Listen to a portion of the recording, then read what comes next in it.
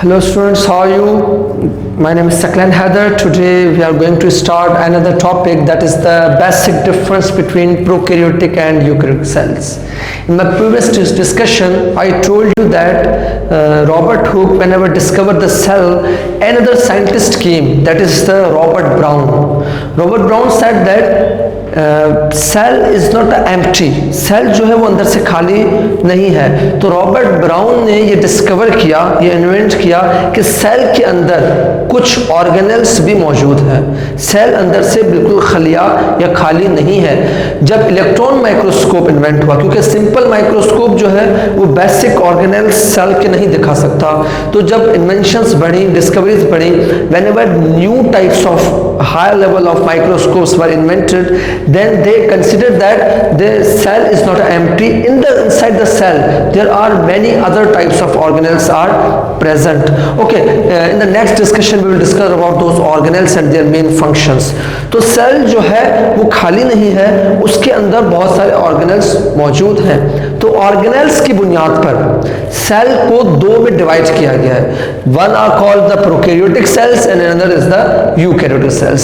जैसे कि दो तरह के सेल्स होते हैं, वो सेल की जो वो ऑर्गेनिज्म जो एक सेल का बना हुआ हो उससे हम कहते हैं यूनिसेलुलर ऑर्गेनिज्म। लेकिन वो ऑर्गेनिज्म के जो बहुत सारे सेल्स के बने हुए हो, the organism that is made up of many cells, that is called the multicellular cells. तो first we will discuss about the prokaryote and eukaryote. Prokaryote किसे कहा जाता है? Pro means before, eu means true.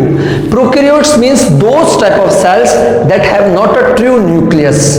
वो organisms के जिनके पास nucleus जो है वो ट्रू नहीं है, उसे हम कहेंगे प्रोकैरियोटिक सेल्स। एंड वो ऑर्गेनिज्म जिनके पास ट्रू न्यूक्लियस है उसे कहेंगे they are called the eukaryotic cells. मसलन प्रोकैरियोट्स जो है उसमें बैक्टीरिया आते हैं। बैक्टीरिया एक सिंपल टाइप का सेल है, ठीक है। आपको पता है बैक्टीरिया के पास क्या क्या होता है? सेल वॉल होती है, सेल मेम्ब्रेन होती है, और बाहर एक बहुत बड़ा कैप्सूल होता है कि जो बैक्टीरिया को बचाता है, प्रोटेक्ट करता है, डिफेंस करने में हेल्प करता है। फॉर द फेगोसाइटोसिस होती है, जब डिफेंसिव सेल्स अटैक करते हैं बैक्टीरिया के ऊपर, तो बैक्टीरिया को जो चीज डिफेंस करती है वो उसका आउटर कैप्सूल होता है। और बैक्टीरिया के पास क्या होते हैं? फ्लैजेला होते हैं। Okay, flagella. What is the function of flagella? The main function of flagella is the locomotion. Bacteria को हरकत करने में जो पार्ट हेल्प करता है उसे हम कहते हैं फ्लैजेला। और इसके आउटसाइड जो है कैप्सूल, उसके बाद सेल वॉल, और इनर लेयर को कहा जाता है cell membrane. Okay, this is the basic structure of the bacteria, that is the prokaryotic cell.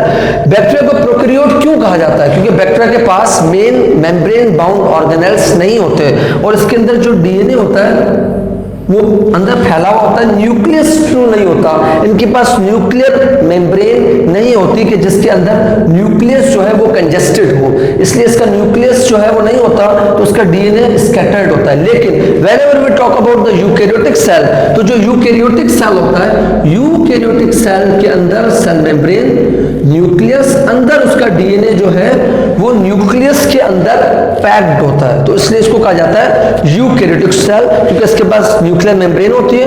Nuclear membrane के अंदर जो डीएनए है वो कंजेस्टेड होता है, पैक्ड होता है, और इसका डीएनए स्कैटर्ड होता है, फैला हुआ होता है।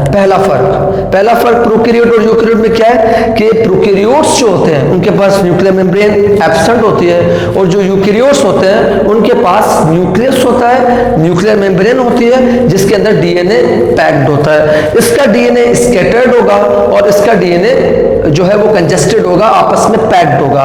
पहला डिफरेंस ये है।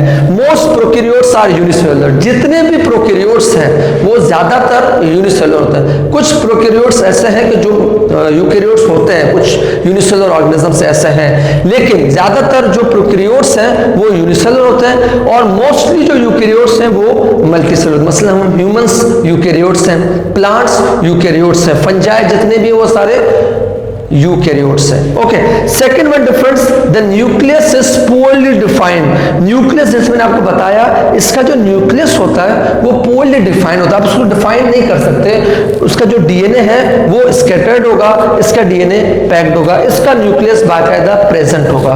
Third one difference is that cell organelles such as plastid, mitochondria etc are absent. Main जो ऑर्गेनेल्स होते हैं वो बैक्टीरिया के अंदर एब्सेंट होंगे। ये जो भी प्रोकैरियोट्स हैं उनके पास जो मेम्ब्रेन बाउंड जो सेल के पास मेन ऑर्गेनेल्स होते हैं वो एब्सेंट होते हैं, लेकिन यूकैरियोट्स के अंदर प्लास्टिड, माइटोकॉन्ड्रिया एक्सेट्रा और भी जितने सारे मेन ऑर्गेनेल्स हैं वो सारे इसके अंदर न्यूक्लियस के अंदर या मेन साइटोप्लाज्म जो न्यूक्लियस के अंदर जो डीएनए होगा, साइटोप्लाज्म के अंदर मेन ऑर्गेनेल्स मौजूद होंगे।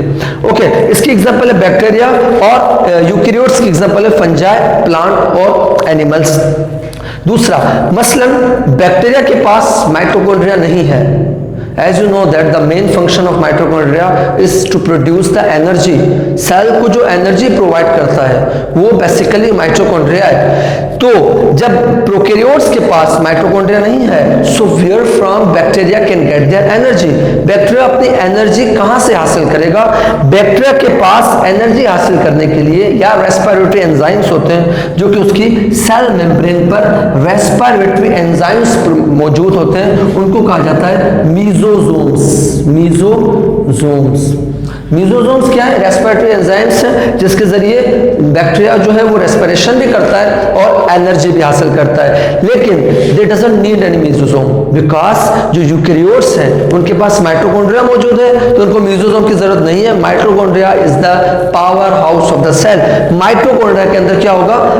एनर्जी प्रोड्यूस होगी जो कि सेल को प्रोवाइड की जाएगी। These are the main basic difference between the prokaryotes and eukaryotes. In next discussion इंशाल्लाह we will talk about the another interesting topic. Stay tuned with us. Thank you.